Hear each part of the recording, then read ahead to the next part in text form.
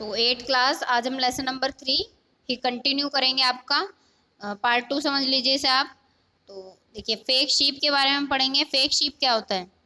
तो fake sheep जो है एक्रिलिक को कहते हैं। फेक का मतलब क्या होता है? नकली। तो नकली शीप से हमें वूल मिलता है, तो नकली वूल को एक तरीके से हम कह सकते हैं एक्रिलिक। ठीक है, तो एक्रिलिक फाइबर कैसा होता है? देखिए लिखा हुआ है उसका डिस्क्रिप्शन का। Acrylic is a synthetic fibre that resembles wool. Acrylic एक ऐसा सिंथेटिक फाइबर है जो हम रिजेंबल करता है वूल से, यानी कि वूल की तरह ही लगता है वो देखने में। नेक्स्ट है the wool obtain from natural sources is quite expensive. जो हम नेचुरल सोर्सेज से हमें वूल मिलता है वो बहुत एक्सपेंसिव होता है। Whereas clothes made from acrylic are relatively cheap. तो जो हमें एक्रिलिक से हम फैब्रिक कपड़े बनाते हैं, क्लोथ्स बनाते हैं, वो चीप रहते हैं यानी कि सस्ते रहते हैं। Synthetic fibres are more durable and affordable which makes them more popular than natural fibre. ठीक है, ड्यूरेबल यानी कि ज़्यादा लंबे समय तक चलते हैं, अफोर्डेबल यानी कि कम पैसों में खरीदा जा सकता है इन्हें, या जो ज़्यादा महंगे कपड़े नहीं ले सकते वो भी आराम से इसे खरीद सकते हैं। ठीक है, नेक्स्ट क्या है? Plastic attack alert. ठीक है, तो इसमें प्लास्टिक के बारे में आप पढ़ेंगे। प्लास्टिक जो है वैसे हमारे लिए यूज़फुल तो है, बट इसके जो डिसएडवांटेजेस हैं वो बहुत ज़्यादा हैं। ठीक है, तो देखते हैं हम क्या होता है। प्लास्टिक जो है वो पॉलीमर है सिंथेटिक फाइबर का। पॉलीमर है like the synthetic fibre, synthetic fibre की तरह ही होता है ये भी। मैंने पॉलीमर आपको बताया था ना, पॉली माने होता है मैनी, मर यानी कि मतलब सेम कोई शेप एक जैसी। तो प्लास्टिक जो है वो दो टाइप से अरेंज हो सकती है। वो दो टाइप क्या होती हैं? या तो देखो ऐसे अरेंज होगी लीनियर, है ना, या फिर क्रॉस में अरेंज होगी, मतलब ऐसे करके, फिर ऐसे भी क्रॉस लिंक्ड होगी, यहाँ से जुड़ा होगा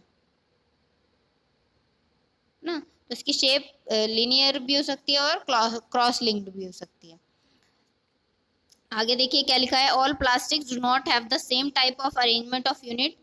अच्छा ये इसमें लिखा हुआ है, देखिए लीनियर और क्रॉस लिंक, जो मैंने बता दिया है अभी आपको। नेक्स्ट है plastics can be recycled reused, है ना, रिसाइकल भी कर सकते हैं। रिसाइकल माने उसे हम जब फेंक देते हैं तो कबाड़ी वाले चुन के ले जाते हैं ना, तो उसे मेल्ट करके दूसरा सामान बना देते हैं उससे। रीयूज यानी कि हम पॉलीथीन में एक में आलू लाए अगर बाहर से खरीद के, तो फिर हम उसी पॉलीथीन में कुछ और सामान भी रख लेते हैं। ठीक है, तो उसे रीयूज करना बोलेंगे। Coloured, melted, rolled into sheets और मेड इनटू वायर्स ना। कलर्ड भी करा जा सकता है, उसे मेल्ट करा जा सकता है, पिघलाया जा सकता है, और शीट में मतलब कागज जैसी पतली शीट्स में बनाया जा सकता है उसे, और तार भी बनाए जाते हैं प्लास्टिक के। ठीक है, this is why it find such a variety of uses. तो इसकी वजह से हम इसे बहुत अलग अलग तरीके से यूज कर पाते हैं। अब देखिए थर्मोप्लास्टिक्स क्या होता है। थर्मोप्लास्टिक्स का मतलब होता है plastic which get deformed easily by heating. ऐसे प्लास्टिक जो इजीली अपनी शेप बदल देते हैं। डिफॉर्म्ड यानी कि चेंज इन शेप, जो शेप में चेंज कर लेते हैं हीट करने पे, गर्म करने पे इजीली, आसानी से। Can be bent easily are known as thermoplastic. तो जो थर्मोप्लास्टिक, थर्मो माने ही टेम्परेचर होता है, तो जब टेम्परेचर हम बढ़ाते हैं यानी कि किसी चीज़ को गर्म करते हैं तो ये अपनी शेप बदल दे या फिर मुड़ जाए, है ना। देखा है ना, कुछ प्लास्टिक होती हैं जल्दी से ऐसे हो जाती हैं, मुड़ जाती हैं, जैसे कि पॉलीथीन और पीवीसी। पॉलीथीन पन्नी आपने देखी होगी, कितनी जल्दी आग की ज़रा सी लपट में आते आते ही वो जलना शुरू हो जाती है, फिर शेप उसकी चेंज हो जाती है। थर्मोसेटिंग प्लास्टिक क्या होता है? ऐसी प्लास्टिक व्हेन मोल्डेड वंस, जिन्हें एक बार अगर मोड़ते हैं, can not be softened by heating. तो उन्हें हम प्लास्टिक को फिर टेम्परेचर हाई करके दोबारा से नहीं बना सकते, जैसे कि बेकेलाइट होता है और मेलामाइन होता है। ठीक है, नेक्स्ट क्या है? Characteristics of plastic. प्लास्टिक की कुछ कैरेक्टरिस्टिक्स होती हैं, कुछ बातें होती हैं जो प्लास्टिक में होती हैं, तो वो क्या है? पहला है प्लास्टिक जो है वो नॉन रिएक्टिव है, किसी चीज़ से रिएक्ट नहीं करती। प्लास्टिक हल्की होती है, स्ट्रांग होती है और ज़्यादा समय तक चलती है। प्लास्टिक एक पुअर कंडक्टर है। अब देखिए पुअर कंडक्टर होने का मतलब क्या होता है कि हीट और इलेक्ट्रिसिटी इसमें से जल्दी से पास नहीं होती। ठीक है, हीट और इलेक्ट्रिसिटी जल्दी से पास नहीं होती।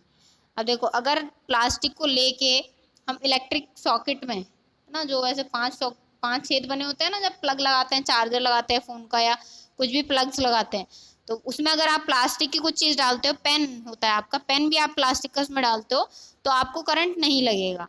तो नहीं लगेगा इसका मतलब क्या है, वो चीज़ जो आपके हाथ में है प्लास्टिक की, वो एक कंडक्टर नहीं है हीट की, वो एक पुअर कंडक्टर है हीट का, ठीक है, इलेक्ट्रिसिटी का भी और हीट का भी। जल्दी से कुछ प्लास्टिक के बर्तन होते हैं ना ऐसे, जिन्हें माइक्रोवेव में गर्म कर लेते हैं खाना, तो वो क्या होते हैं, पुअर कंडक्टर होते हैं हीट के, गर्मी होने के बावजूद भी वो पिघलते नहीं हैं।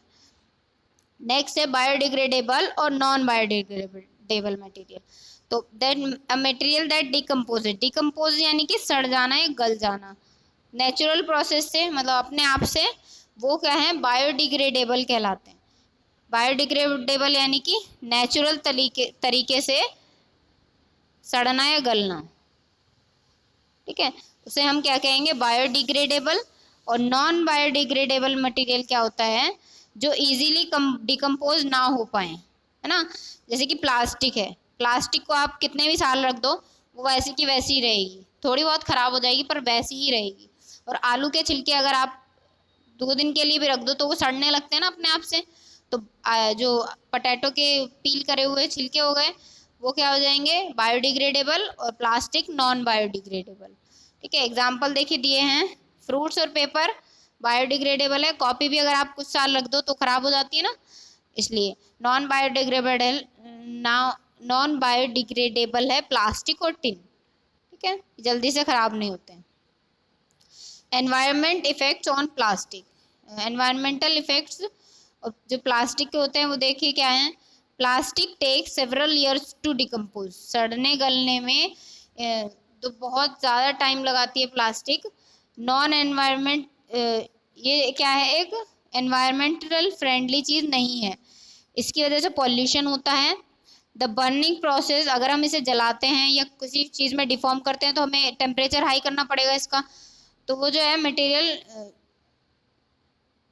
Synthetic material is quite slow होता है ये प्रोसेस। जब हम इसे जलाना शुरू करते हैं बहुत धीरे धीरे जलता है और कम्प्लीटली बर्न नहीं होता आसानी से। It releases a lot of poisonous fumes, इसमें से धुआं निकलता है, देखा ना प्लास्टिक की कोई चीज़ जल रही होती है काला काला धुआं निकलता है, ठीक है, जिसकी वजह से एटमॉस्फेयर में पॉल्यूशन हो जाता है हमारे, ठीक है। ये पिक्चर देख सकते हैं आप, इतना कितना ज़्यादा प्लास्टिक जो है वो गार्बेज में जाती है, लैंडफिल में लगा रहे हैं प्लास्टिक गार्बेज को। लास्ट चीज़ है, implement the 4R principle in everyday life. Following are 4Rs, है ना। 4R कौन से होते हैं हमारे, पहला होता है रिड्यूस, रीयूज, रिसाइकल और रिकवर। रिड्यूस का मतलब है किसी चीज़ का कम कर देना, यानी कि जैसे पॉलीथीन है तो आप उसमें टमाटर खरीद रहे हो और आलू भी ले रहे हो साथ में, तो आप 2 अलग अलग पिन्नी में ना करवा के एक ही पिन्नी में करा लो। तो इसका मतलब क्या है, हमने उस सामान का जो प्लास्टिक 2 यूज़ होनी थी पिन्नियाँ, उसकी जगह हमने सिर्फ एक ही ली, मतलब हमने उसका इस्तेमाल कम कर दिया, तो रिड्यूस हो गया, उसका मतलब घटा देना किसी चीज़ का इस्तेमाल। रीयूज़ और रिसाइकल का मैं बता चुकी हूँ आपको। रीयूज़ मतलब दोबारा उसी चीज़ को यूज़ कर लेना, रिसाइकल पिघला के उसे फिर दूसरी शेप में डाल देना, ठीक है, तो ये क्या हो जाएगा, रिसाइकल हो जाएगा। देखो लास्ट चीज़ क्या है, रिकवर, हम उस चीज़ को या तो रिकवर कर लें, ठीक है। ये हैबिट्स जो है, अगर हम 4R की हैबिट डाल लेते हैं तो ये हमारे लिए क्या होगा, एनवायरनमेंट फ्रेंडली होगा, ठीक है। तो ये एक्सरसाइज जितना भी मैंने काम आपको बताया है ये सारा अच्छे से समझ लेंगे और लेसन पूरा रीड कर लेंगे, ताकि नेक्स्ट क्लास में हम आराम से इसकी सारी एक्सरसाइज के जो क्वेश्चन आंसर हैं वो कर सकें, ठीक है। आज आपकी क्लास यहीं तक रहेगी।